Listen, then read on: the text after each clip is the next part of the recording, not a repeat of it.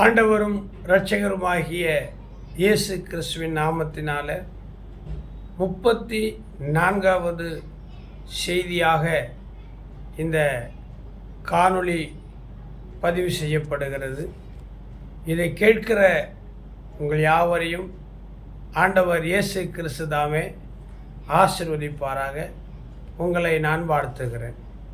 இன்றைய தினத்தில் நாம் தியானிக்கும்படியாய் தெரிந்து கொள்ளப்படுகிற வேத பகுதி சங்கீதம் 147 சங்கீதத்திலே கடைசி 2 வசனங்களை நான் உங்களுக்கு சொல்ல போகிறேன். ஒருவேளை உங்களுடைய கையில் பைபிள் இருந்தால் நீங்கள் எடுத்துக்கலாம். இல்லை பிரதர், நீங்கள் அப்படியே பேசுங்க, நான் வண்டி ஓட்டிக்கிட்டு இருக்கிறேன் அல்லது வேறு ஒரு வேலையாக இருக்கிறேன், பைபிள் எடுத்து ரெஃபர் பண்ண முடியாது, நீங்கள் அப்படியே பேசுங்க, நான் கேட்குறேன் அப்படின்னு சொன்னாலும் சரி. வண்டி ஓட்டிகிட்டு இருக்கும்போது பைபிள் எடுக்க முடியாது, வேறொரு சில வேலைகளில் இருக்கும்போது நீங்கள் பைபிள் வசனங்களை கோட் பண்ணும்போது எடுக்க முடியாது. எனக்கு அது புரியும். சரி, பைபிள் எடுக்க வேண்டிய நேரம், எடுக்கக்கூடிய நிலை இருந்தால் பைபிள் எடுத்துக்கணும். சங்கீதம் 147 சங்கீதம் 19வது வசனம் 20வது வசனம். இந்த 2 வசனங்கள் என்ன தெரியுமா சொல்லுது?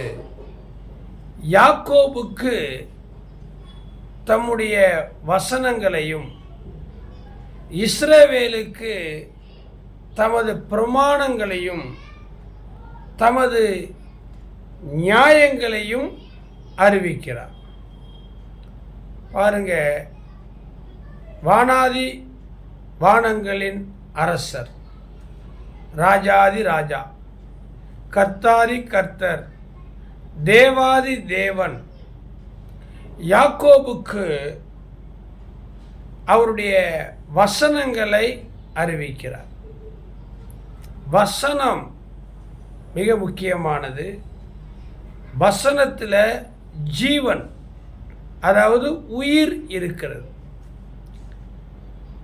ஏன் நான் இதை சொல்கிறேன் அப்படின்னா, இன்றைக்கி நிறைய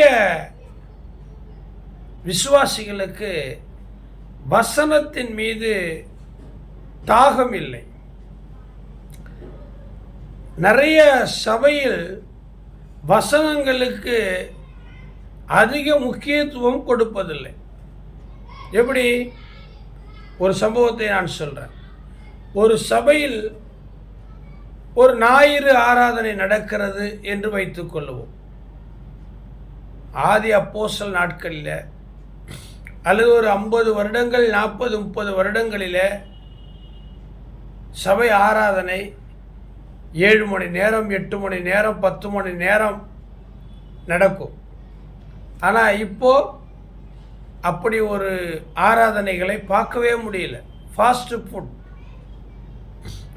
ரெடிமேட், இன்ஸ்டன்ட்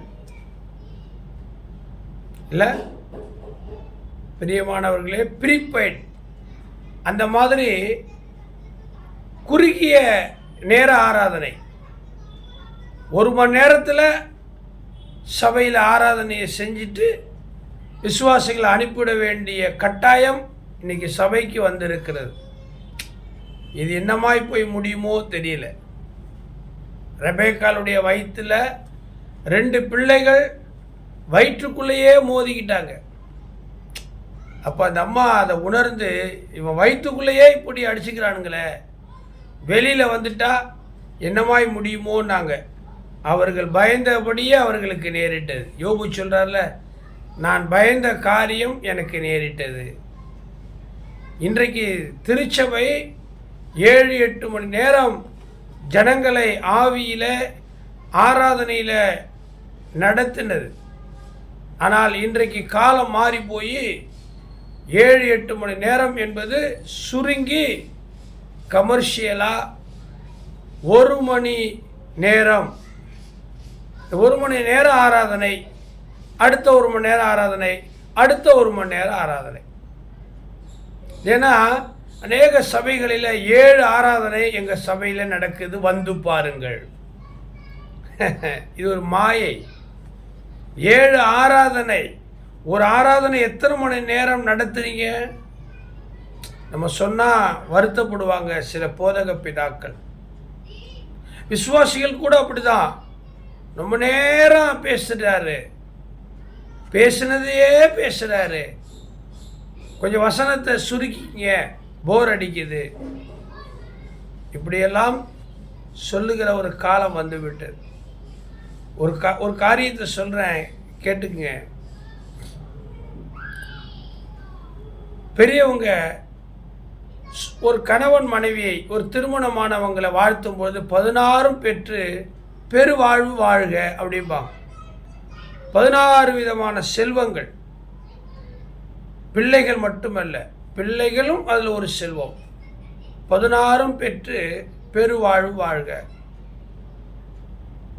ஆரம்ப காலகட்டத்தில் பார்த்தீங்கன்னா நிறைய பிள்ளை பேர்களை பெற்றுக்கொள்வார்கள்.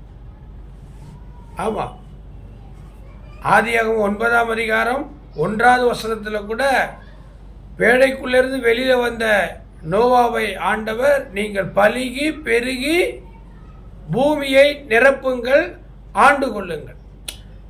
அதுக்கு பிற்பாடு ஃபேமிலி பிளானிங், குடும்ப கட்டுப்பாடு.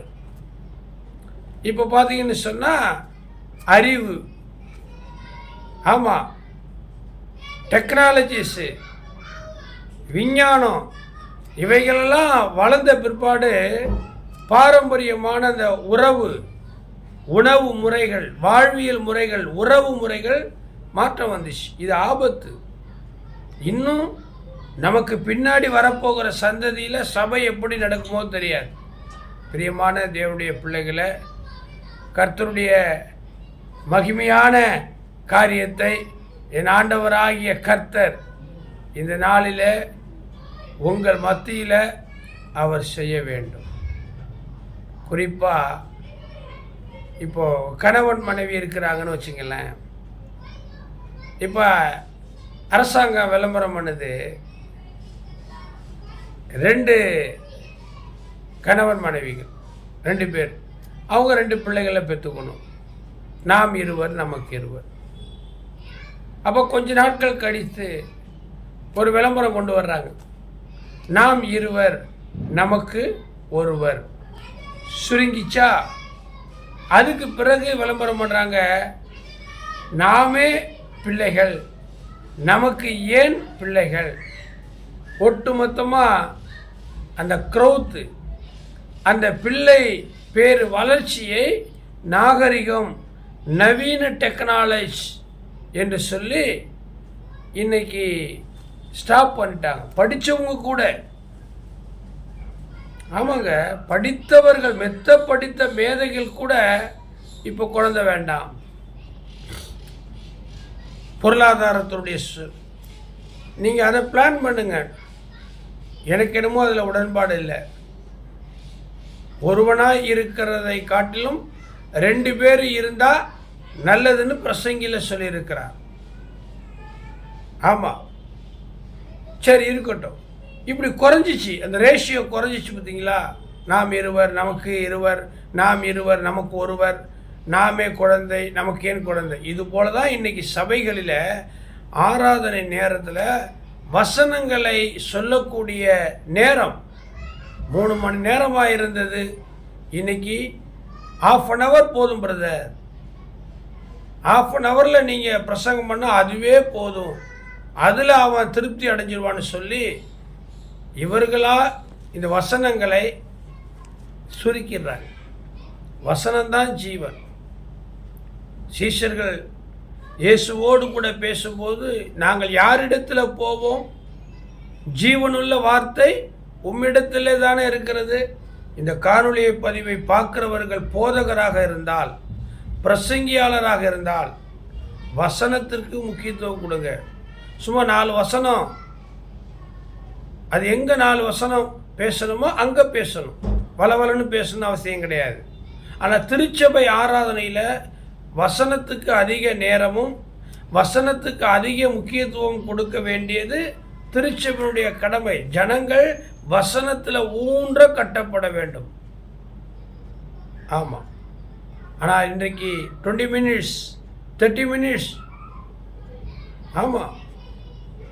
ஒரு முறை என்னை ஒருவர் பிரசங்கத்துக்கு அழைத்திருந்தார். 1 மணி நேரம் நீங்கள் பிரசங்கம் பண்ணணும் ஐயா, வாங்கன்னார். நானும் 1 மணி நேரம் பிரசங்கத்தை ஆயத்தப்படுத்திட்டு ரொம்ப தூரம் போனேன், வெகு தூரம் போனேன். அவர் சொன்ன நேரத்துக்கு முன்னாடியே நான் அங்கே போய் உட்காந்துருந்தேன். பாட்டு பாடுறாங்க, அவங்களுக்கு ஒரு பாட்டு, இவங்களுக்கு ஒரு பாட்டு, அந்த அக்காவுக்கு ஒரு பாட்டு, இந்த அண்ணனுக்கு ஒரு பாட்டு, நிறைய பாட்டு. கேட்டால் அவங்க சபைக்கு முக்கியமானவங்க பாஸ்டர், அவங்க தான் ரொம்ப கால விசுவாசி, அவங்களுக்கு பாட்டு கொடுக்கலாம் கோச்சுக்குவாங்க பாஸ்டர், அவங்களுக்கு ஜெபம் கொடுக்கலன்னா வருத்தப்படுவாங்க பாஸ்டர். பாட்டு முடிஞ்சு, ஜெபம் முடிஞ்சு, சாட்சி முடிஞ்சு, காணிக்க, அப்புறம் அறிவிப்பு, அப்புறம் நம்ம ஆள் பாஸ்டர், இப்படி எல்லாம் முடிஞ்சிச்சு. மக்கள் சோர்ந்து போயிடுவாங்க. நேரம் ஓடிக்கிட்டு இருக்குது, குடும்பத்துக்கு வீட்டுக்கு போகணும்ல. இப்போ பிரசங்க நேரம். அப்போ அந்த பாஸ்டர் என் பக்கத்தில் வந்து சொல்கிற, சாரி பாஸ்டர், டைம் ஆயிடுச்சு, நீங்கள் ஒரு 2-3 வார்த்தை சொல்லிட்டு ஒரு 10 நிமிஷத்தில் கர்த்தருடைய வார்த்தைகளை சொல்ல அப்படின்னார். நான் ஒன்றும் கோவப்படலை, வருத்தப்படலை. நான் மைக்கை எடுத்து அவர் என்னை அறிமுகப்படுத்தினார். அதுக்கு ஒரு 5 நிமிஷம். வல்லவர், நல்லவர், சென்னையிலேருந்து வந்திருக்கிறாரு, அவர் அப்படியாக்க இப்படியான்னு என்னை பற்றி ஒரு பில்டப், அதுக்கு ஒரு 5-10 நிமிஷம் எடுத்துக்கிட்டார். கடைசியில் அவர் சொன்னார், ஐயா சென்னையிலேருந்து வந்திருக்கிறாரு, நல்ல ஒரு வல்லமையான பிரசங்கி, அருமையான இளம் பிரசங்கி. அவர் பிரசங்கத்தை யூடியூப்பில் நிறைய முறை நான் கேட்டேன், ரொம்ப ஆசீர்வாதமாக இருக்கும். இன்றைக்கி கூட பாருங்கள், அவர் மூலமாக கர்த்தர் உங்களை கொண்டு நிறைய வசனங்களை சொல்லுவார். ஆனால் சூழ்நிலை நிமித்தமாய் நமக்கு நேரம் இல்லை, அதனால் ஒரு 10 நிமிஷம் ஐயா வந்து தேவ செய்தி கொடுப்பார் அப்படின்னார். உடனே என்கிட்ட மைக் கொடுத்தார். நான் பொறுமையாய் நிதானமாய், கர்த்தர் உங்களை ஆசீர்வதிப்பாராக, நல்லா நடத்துகிறீங்க, ரொம்ப நல்லா வருவீங்க, ஆகையினால நாம் எல்லாரும் வேதத்தை திருப்பி சங்கீதம் 103ஆம் சங்கீதத்தை 1-2 வசனங்களை வாசிப்போம் என்று நான் சொன்னேன். அதில் என்ன போட்டிருக்குது? என் ஆத்துமாவே கர்த்தரை ஸ்தோத்திரி, என் முழு உள்ளமே அவர் பரிசுத்த நாமத்தை ஸ்தோத்திரி, என் ஆத்துமாவே கர்த்தரை ஸ்தோத்திரி, அவர் செய்த சகல உபகாரங்களையும் மறவாதே. ஆமேன். இது எங்கே போடப்பட்ட வசனம்? சங்கீதம் 103. இந்த வசனத்தை அடிக்கடி நம்ம எதற்காக பயன்படுத்துவோம்? ஆராதனை முடிவில், ஜெபம் முடிவில் இதை சொல்லி ஆமேன், அதுக்கு மேலே வேறு ஒன்றுமே இல்லை. அப்போ நான் இந்த வசனத்தை சொல்லி இன்றைய பிரசங்கம் முடிச்சுட்டே, நீங்கள் எல்லாரும் போயிட்டு வாங்கன்னு சொல்லிட்டேன். இன்றைக்கி திருச்சபை வசனங்களிலே விருத்தி அடையலை. அதனால தான் சில பேர் வசனத்தை கேட்ட உடனே அவன் மதி மயங்கி ஆண்டவரை மறுதளிக்கிறான். விதைக்க ஒருவன் புறப்பட்டான் என்கிற அந்த சுவிசேஷத்தில் பாருங்கள், வசனத்தை கேட்ட உடனே வேர் கொள்ள முடியல. பிரியமானவர்களே, விசுவாசிகளாக இருந்தாலும் உங்கள் பாஸ்டர்கிட்ட சொல்லுங்கள், ஆராதனை முக்கியம்தான், பாட்டு முக்கியம்தான், ஜெபம் முக்கியம்தான், சாட்சி முக்கியம்தான், காணிக்கை முக்கியம்தான், அறிவிப்பு முக்கியம்தான். அவை எல்லாவற்றையும் விட தேவன் தம்முடைய வார்த்தைகளை பிரசாபப்படுத்தினார். நமக்கு சொரூப வழிபாடு உண்டா? நமக்கு சிலை வழிபாடு இருக்குதா? நம்முடைய ஆலயத்தில் பலிபீடத்துக்கு பின்னாடி ஏதாயிலும் ஓவியம் இருக்கிறதா? டிராயிங், சிலை வைத்திருக்கிறாங்களா? சித்திரம் இருக்குதா? இல்லை.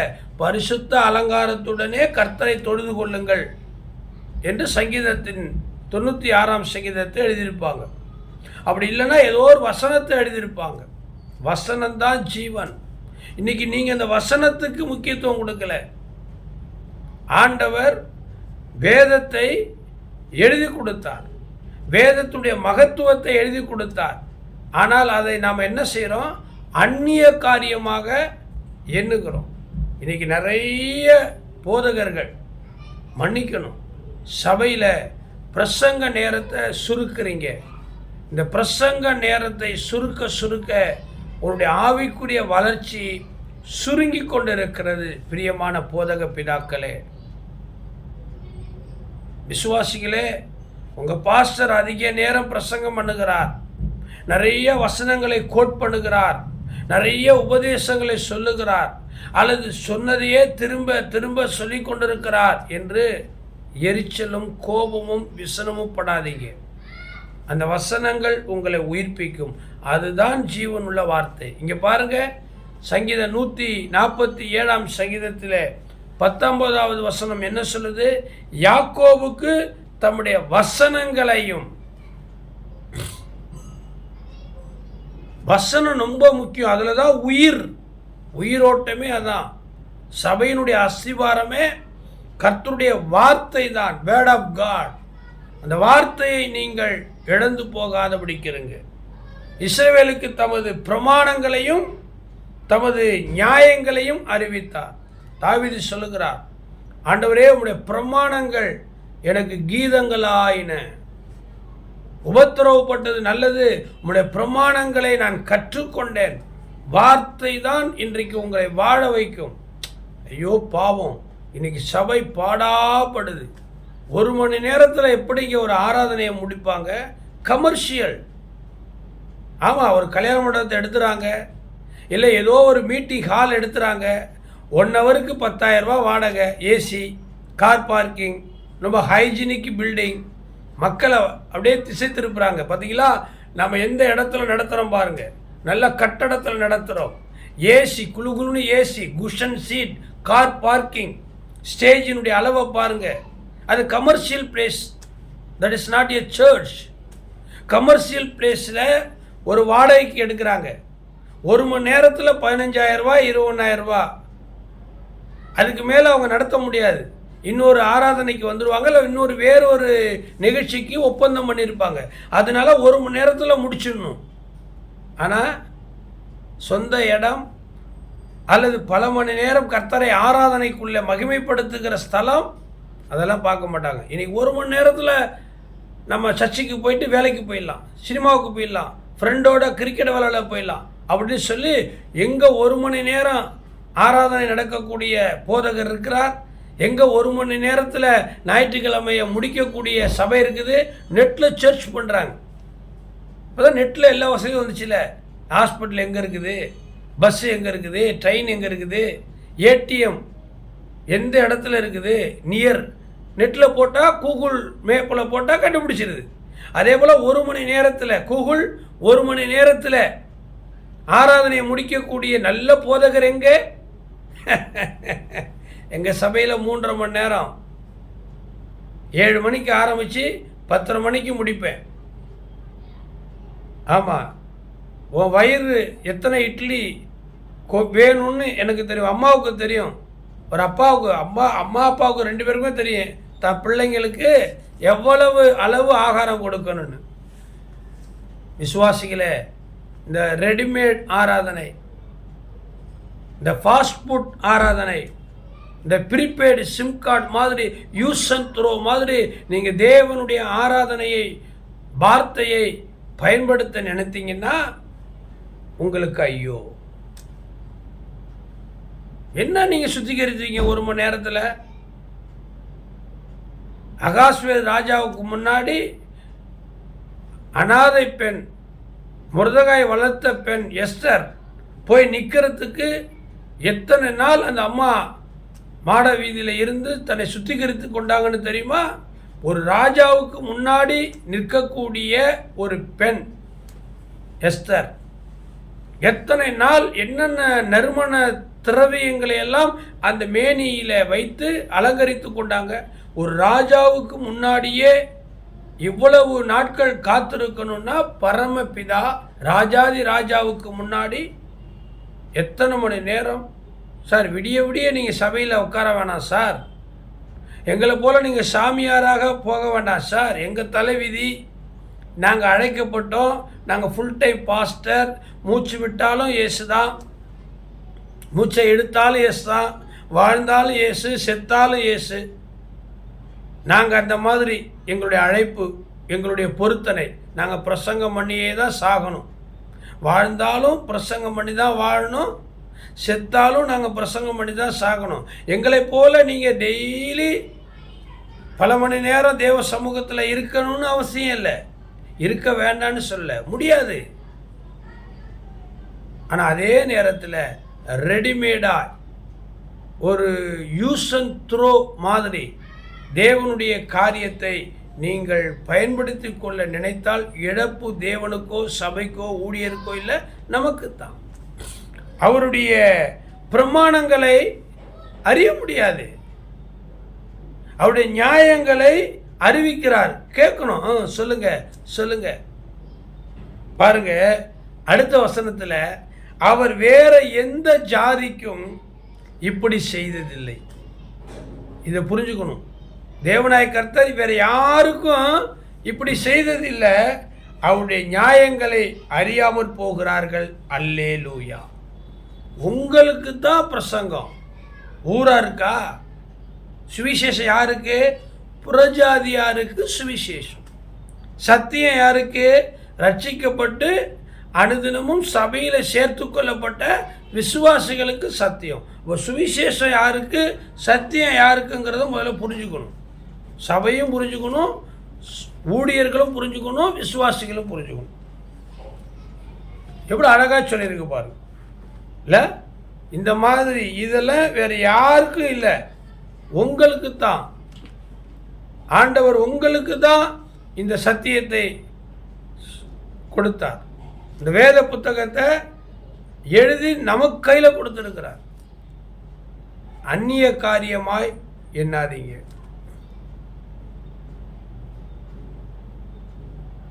உங்கள் அவசரத்துக்கு பலிபீடத்தை மறைக்காதீங்க. இது நல்லது அல்ல. உலகத்தில் ஆண்டவர் 6 நாட்களில் தன்னுடைய கையினால், வாயினால், வார்த்தையினால், எண்ணங்கள்னால் சகலத்தையும் சிருஷித்தார், மனிதன் உட்பட. ஆனால் அவர் வார்த்தையை தான் மகிமைப்படுத்தினார். மனுஷன் அப்பத்தினால் மாத்திரமல்ல, கர்த்தருடைய வார்த்தையினால் பிழைப்பான். புரியுதுங்களா பிரதர்? விசுவாசிகளே புரியுதா? இந்த காணொளியில் ஆண்டவர் உங்களோடு கூட பேசுகிறார். வேற எந்த ஜாதிக்கும், வேற எந்த மார்க்கத்துக்கும் இப்படியெல்லாம் ஆண்டவர் பிரமாணங்களை, நியமங்களை, வாக்குத்தத்தங்களை, வசனங்களை, தீர்க்க தரிசனங்களை, வெளிப்பாடுகளை எழுதி கொடுக்கல. உங்களுக்கும் எனக்கும் தான் கொடுத்தார். அப்போ நீங்கள் பாக்கியவான், நான் பாக்கியவான். இந்த காணொளி பதிவை தினமும் என் மூலமாய் நீங்கள் பார்க்குறீங்க, நீங்கள் பாக்கியவதி. மரியாள் மட்டுமல்ல, நீங்களும் பாக்கியவதி தான். மரியாள் இருந்த வீட்டில் தேவ தூதன் வந்து, கிருபை பெற்றவளே நீ வாழ்க, ஸ்திரீகளுக்குள்ளே நீ ஆசீர்வதிக்கப்பட்டவள், பாக்கியவதினார். நான் சொல்கிறேன், கர்த்தருடைய உன்னதமான வசனத்தை பிரசங்கிக்கிற நான் சொல்கிறேன், ரட்சிப்பின் வழியை இந்த காணொளி மூலமாய் போதிக்கிற கர்த்தருடைய பரலோக தொழிலாளியாக நான் சொல்கிறேன், நீங்கள் பாக்கியவதி, நீங்கள் பாக்கியவான். ஏன்னா இந்த வசனத்தை பொறுமையோடு கேட்குறீங்க. இந்த வசனம் உங்களை வாழ்த்துகிறது, இந்த வசனம் உங்களோடு பேசுகிறது. பாருங்கள், யாத்திராகமம் 33வது அதிகாரத்தில்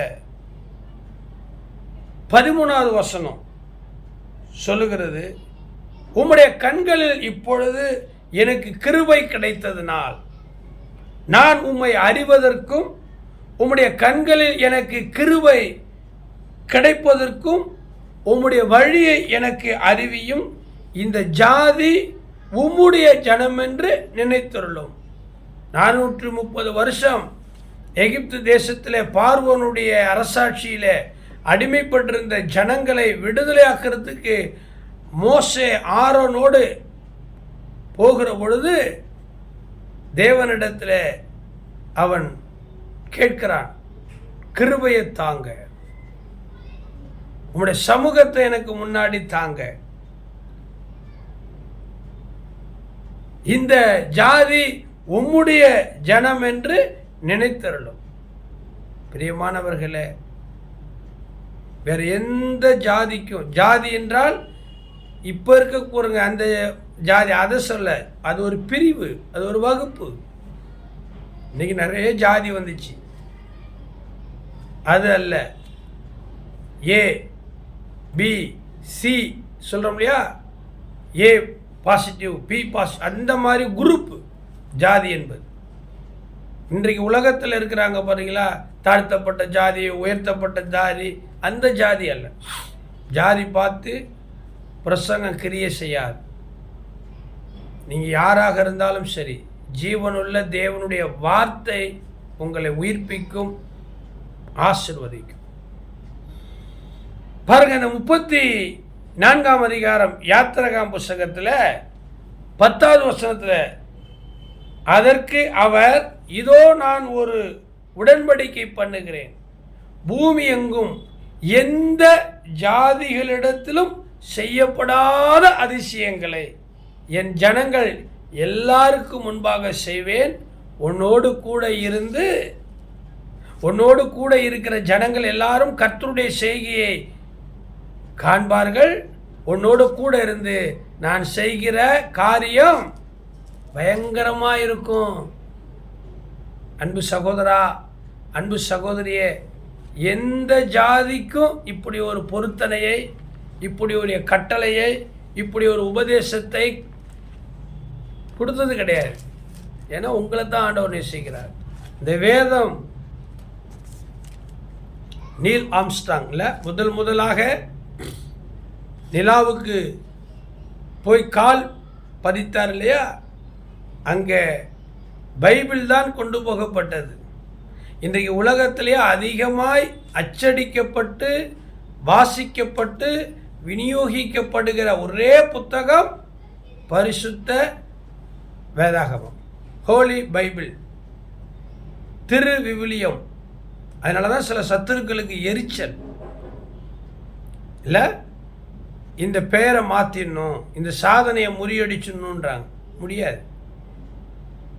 பைபிள் கொடுக்கக்கூடாது, பைபிள் அச்சடிக்கக்கூடாது அப்படின்னு சில பேர் கண்டிஷன் போடுறாங்க. எந்த ஜாதியினிடத்திலும் செய்யப்படாத ஒரு உடன்படிக்கையை நான் உங்களோடு கூட செய்வேன். பிரியமான கர்த்தருடைய பிள்ளைகளை, இந்த வேதத்தை நீங்கள் தினமும் வாசிங்க. கடைசியாக ஒன்று சொல்லி முடிக்கிறேன். சங்கீதம் 144ஆம் சங்கீதம், இவ்விதமான சீரை பெற்ற ஜனம் பாக்கியம் உள்ளது. கர்த்தரை தெய்வமாக கொண்டிருக்கிற ஜனம் பாக்கியம் உள்ளது. இவ்விதமான சீர். என்ன சீர்? கர்த்தருடைய வார்த்தை தான் சீர். சீர் என்றால் என்ன? ஒழுங்கும் கிரமும், நல்லவைகள். ஆண்டவர் உங்களுக்கு நல்லதை தருகிறார். எப்பொருள் யார் யார் வாய் கேட்பினும் அப்பொருள் மெய்ப்பொருள் காண்பது அறிவு. மெய்ப்பொருளாகி இயேசுதான் நமக்கு இந்த நல்ல வார்த்தைகளை தருகிறார். அப்போ வசனத்துக்கு முக்கியத்துவம் கொடுங்க, வசனத்தில் நில்லுங்க. உங்களை பிசாசு மேற்கொள்ள முடியாது, பாவம் மேற்கொள்ள முடியாது. அவர் யாக்கோப்புக்கு வசனத்தையும் இஸ்ரவேலுக்கு பிரமாணங்களையும் நியமங்களையும் அறிவிக்கிறார். வேற யாருக்கும் இல்லை. நம்ம சொல்லல, பிரதர் இது முக்கியமான பொருளே, நான் யாருக்கும் கொடுக்க மாட்டேன். பைக்கு கேளுங்க, கொடுக்க மாட்டாங்க. கார் கேளுங்க, கொடுக்க மாட்டாங்க. ஏன்னா இது முக்கியமானது. உங்கள் மேலே எனக்கு ஒரு நம்பிக்கை இருக்குது சிஸ்டர், அதனால தான் உங்ககிட்ட இதை சொல்கிறேன். நீங்கள் இந்த ரகசியத்தை காப்பாற்றுவீங்க. பிரதர், யார் கேட்டாலும் நான் கொடுக்க மாட்டேன். உங்கள் மேலே எனக்கு ஒரு தனி மதிப்பு இருக்குது, அதனால தான் இதை உங்ககிட்ட கொடுக்குறேன், ஜாக்கிரதை. ஏன்? You are important person, you are the most important person. நீங்கள் மிகவும் வேண்டப்பட்டவர்கள், வேற யாருக்கும் கிடையாது. உங்களுக்காக தான் கர்த்தருடைய வார்த்தை. ஒரு சம்பவத்தை எனக்கு ஆண்டவர் நினைவுபடுத்துகிறார் இந்த காணொளி பதிவில். நாங்கள் இப்போது சபை வைத்து நடத்தி கொண்டிருக்கிற இந்த இடத்துல ஞானஸ்தானம், அடிக்கடி ஞானஸ்தானம் கொடுப்போம். கர்த்தர் அற்புதங்களை அதிசயங்களை செய்வார். அப்போது ஞானஸ்தானம் கொடுக்கறதுக்கு எங்கள்கிட்ட வசதி இல்லை. ஞானஸ்தான தொட்டி கிடையாது. ஞானஸ்தான தொட்டி கிடையாது. அப்போ ஞானஸ்தான தொட்டி இருக்கிற எங்கள் வீட்டுக்கு பக்கத்தில், நான் பெயர் சொல்ல விரும்பலை, ஒரு சபையில் ஒரு ஊழியக்காரர் ஞானஸ்தான தொட்டி வச்சுருந்தார். அது பெந்தகோஸ்தே சபை. கொஞ்சம் பக்கத்தில் சில ட்ரெடிஷ்னல் பாரம்பரிய சபை, ஸ்தாபன சபைகளில் ஞானஸ்தான தொட்டி இருந்தது. நான் முதலாவது அந்த பெந்தகோஸ்தே சபையில், என்னை போல ஒரு பெந்தகோஸ்தே சபையில் இருக்கிற பாஸ்டர்கிட்ட, ஐயா, கர்த்தர் எங்களுடைய ஜெபத்தை கேட்டு நிறைய ஆத்துமாக்களை கொடுக்கிறார். 6 மாதம் 1 வருஷம் அவங்கள சத்தியத்துக்குள்ளே நான் நடத்திருக்கிறேன். இப்போ ஞானஸ்தானம் எடுக்கணும். நான் மெரினா பீச்சில் போய் ஞானஸ்தானம் கொடுக்கறது எனக்கு சரியாக தெரியல. உங்ககிட்ட ஞானஸ்தான தொட்டி இருக்குது, நீங்கள் தர முடியுமான்னு. ஓ, அதெல்லாம் பரிசுத்தவான்கள் இறங்கி, எப்படி? அதெல்லாம் சான்ஸ் இல்லை பிரதர். நான் பிரதர் தான். நானும் ஒரு பாஸ்டர், அவரும் பாஸ்டர். பாஸ்டர் பிரதருன்னு சொல்கிறதுனால எனக்கு வருத்தம் கிடையாது. அவர் சொல்கிறார், இல்லைங்க, அது பரிசுத்தமான இடம், நாங்கள் மட்டும்தான் அதில் இறங்குவோம். அப்போ நாங்கள் போக்கிறியா? கொடுக்கலங்க, ஞானஸ்தான தொட்டி கொடுக்கல. அவர் சொன்ன அந்த விளக்கம் கொடுக்க மாட்டேன்ட்டார். சரி, ஸ்தாபன சபைகளில் போய் கேட்டால் அங்கே நிறைய கமிட்டி, நிறைய சுயாதீன சபையில் இருக்கிறவரே கொடுக்க மனசு இல்லை. ஸ்தாபன சபைகளில் நம்ம கோச்சிக்கூடாது. நாங்கள் என்ன பண்ணுவோம், ஒவ்வொரு நாளும் வயசானவங்க, வாலிபங்க, பலவீனமானவங்க, திரிசூலமலை, எங்கள் சர்ச்சிலிருந்து எக்மோர் போய் ட்ரெயின் பிடிச்சி திரிசூலமலையில் ஒரு கல்குவாரி இருக்குது. இந்த மலைக்கு அடியில் அங்கே நல்ல ஒரு குட்டை, தண்ணீர் தேங்கின ஒரு குட்டை, அங்கே இருக்கக்கூடியவங்க அதை தான் குளிப்பாங்க. அங்கே போயிட்டு ஞானஸ்தானம் கொடுப்பேன். கல், முள், கரடு, மேடு, ஒரு 10 பேருக்கு, இப்படி தான் 100 பேருக்கு ஞானஸ்தானம் கொடுத்துருக்குறேன். நான் ரட்சிக்கப்பட்டு மனம் திரும்பி பரிசுத்த ஆவியானவரால் கண்காணியாகவும் மேய்ப்பனாகவும் திருச்சபைக்கு போதகராக நியமிக்கப்பட்ட நான், என்னுடைய மனைவி எல்லாம் சேர்ந்து கிட்டத்தட்ட 100 பேருக்கு மேலே ஞானஸ்தானம் கொடுத்துருக்குறேன். எங்கே? அந்த திரிசூலமலை அடிவாரத்தில் போய் கொடுத்துட்டு வருவோம். கஷ்டமாக இருக்கும், வெயில், மழை, ட்ரெயினை பிடிச்சி, ஆட்டோ பிடிச்சி, பணம் செலவு பண்ணி. இந்த பாஸ்டர் கொடுக்க மாட்டேன்ட்டார். ஆனால் இப்போது எங்களுடைய சபையில் நான் ஞானஸ்தான தொட்டி கட்டிட்டேன். எங்களுடைய சபையினுடைய மொட்டை மாடியில் ஞானஸ்தான தொட்டி கட்டினேன். அதை கூட நம்முடைய ஸ்டீஃபன் கார், ஆமாம், காட்ஸ் லவ் மினிஸ்ட்ரி, ஆனால் ஸ்டீஃபன் கார் இருக்கார்ல, இவாஞ்சலிஸ்ட், நான் சொல்கிறது 2008 அவரை வரவழைச்சி அந்த ஞானஸ்தான தொட்டியை பிரதிஷ்டை பண்ணி அதுக்கு ஒரு ஆராதனை மாதிரி வச்சு ஒரு மெமரபிள், நூற்றுக்கணக்கான ஜனங்கள் அதில் முக்கி ஞானஸ்தானம் எடுத்தேன். இன்றைக்கி விளம்பரம் பண்ணேன், ஞானஸ்தான தொட்டி இலவசம். எங்கள் சபையில் ஞானஸ்தான தொட்டி இருக்குது. அருகாமையில் இருக்கக்கூடியவர்கள் ஞானஸ்தானம் கொடுக்கணும்னா எங்கேயும் போகாதீங்க, எங்கள் சபைக்கு வாங்க.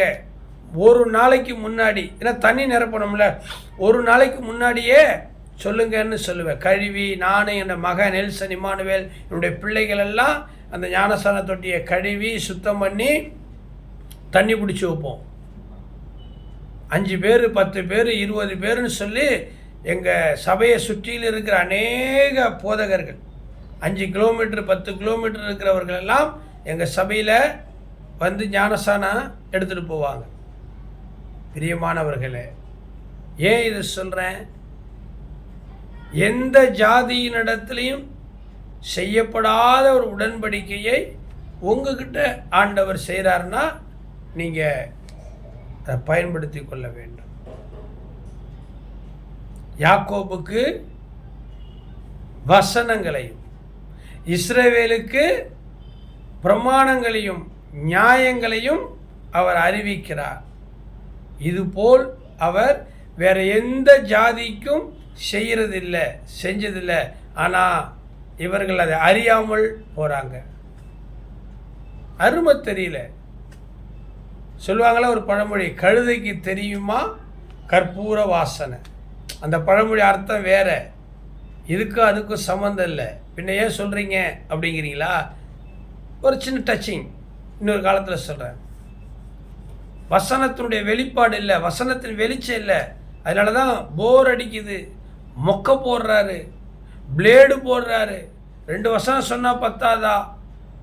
ஏன் 2 இட்லி பத்தாதா? உன்னுடைய உடம்புக்கு 24 இட்லி திங்கிற, 1 கிலோ பிரியாணி திங்கிற, லெக் பீஸ் தின்ற, ஃப்ரைட் ரைஸ் திங்கிற, ஏன் கொஞ்சோண்டு சாப்பிட வேண்டியதானே? அது எப்படி போதும்? கஷ்டப்பட்டு உடைக்கிற, நல்லா சாப்பிட்ணும். பச்சி சொச்சி ஆப்பிள் ஜூஸு கண்டது கடியெல்லாம் அந்த டேங்கில் போடுறிய, வசனத்தை போட மாட்டியா? வசனத்தை மாத்திரம் கொஞ்சோன்னு வரணும், சோறு இவ்வளவு வரணும். நீங்கள் தாங்க உணரணும். கர்த்தர் வசனம் தந்தார், அதை பிரசாபப்படுத்துகிறவர்களுடைய பிரசங்கிக்கிறவருடைய கூட்டம் மிகுதி. பிரசங்கம் பண்ணுங்க. சபைகள் சத்தியத்தில் பலுகி பெருகிறது. பரிசுத்த ஆவி அந்த சத்தியத்தை தருகிறார். பாஸ்டர், உங்கள் சபையில் இருக்கிற விசுவாசிங்க முறுமுறுக்கிறாங்க, உங்களை பற்றி தப்பாக பேசுகிறாங்கங்கிறதுனால தயவு செய்து ஆராதனை நேரத்தை குறைச்சி, பிரசங்க நேரத்தை குறைச்சி, தேவனுடைய வசனத்தை சுருக்காதீங்க. விசுவாசிங்களே, உங்ககிட்டையும் இயேசுவின் நாமத்தினால கேட்குறேன். உங்கள் பாஸ்டர் ஐயா கிட்ட சொல்லுங்கள், ஐயா நீங்கள் நிறைய நேரம் பிரசங்கம் பண்ணுங்க ஐயா, நாங்கள் கேட்குறோம், கேட்டுக்கிட்டே இருக்கணும் ஐயான்னு நீங்கள் சொல்லுங்கள். ஜீவன் உள்ளது, ஆற்றல் மிக்கது கர்த்தருடைய வார்த்தை தான். இந்த 34வது காணொளி பதிவை கேட்டுக்கொண்டிருக்கிற என் அன்புக்குரிய சகோதர சகோதரிகளே, வசனத்தில் விருத்தி அடையுங்கள். கர்த்தர் உங்களை அபரிதமாய் ஆசீர்வதிப்பார். God bless you. மீண்டும் நாளைக்கு இன்னொரு செய்தியோடு உங்களை நான் சந்திக்கிறேன்.